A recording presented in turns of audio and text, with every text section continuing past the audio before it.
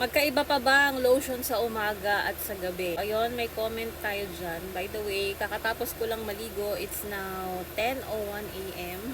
Usually, after ko maligo, sa banyo pa lang nag-a-apply na ako ng lotion. Mas magandang mag-apply ng lotion kapag bagong ligo ka. Kung towel damp pa lang yung skin mo, bukod sa mas madali yung pag-a-apply ng lotion is malalock in pa natin yung natural moisture ng skin natin. So, mas magandang mag-lotion every after bath. Nakita nyo naman, iba yung lotion na ginamit ko kagabi.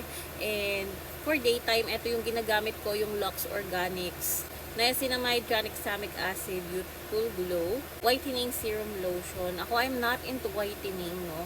Ang gusto ko dito is with SPF siya. SPF 50 plus, PA+++++. Bonus na lang for me kung mapapaputi ako nito. So, bakit kailangan magkaiba pa yung lotion sa gabi at saka sa umaga? Sa umaga kasi kailangan talaga natin ng may SPF. Kahit hindi tayo lalabas ng bahay, pero especially kung lalabas tayo ng bahay, kailangan natin ng mga lotion na may SPF. Sa gabi naman, okay na yung mga lotion na moisturizing. Especially kung matutulog na lang tayo, mas maganda na moisturizing yung gagamitin natin na lotion para overnight, 'di ba? May moisturizing effect sa skin natin. So, eto nga is from Lux Organics. May nakita ko nito kay Wear Sunscreen, yung kulay pink neto.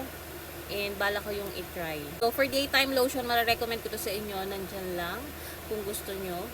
Serum lotion to. So, runny yung kanyang consistency. Like that. And nabanggit ko na rin yata na parang medyo may white cast to. Pero kay matakot. Tingnan nyo. Ayan, parang ang puti niya.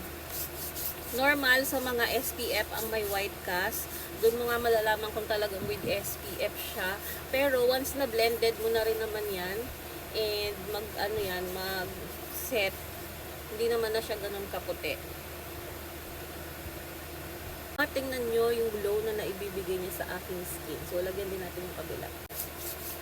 Maputi lang yan, pero nawawala din naman yan once na nag-set na siya or na-absorb na siya ng skin.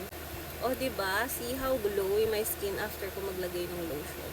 Kahit di ka lalabas ng bahay, mag-SPF lotion ka and sunscreen sa mukha. Siyempre, lalong-lalo na kung lumalabas ka ng bahay, kailangan mo to. So, yun lang. All links within the usual places.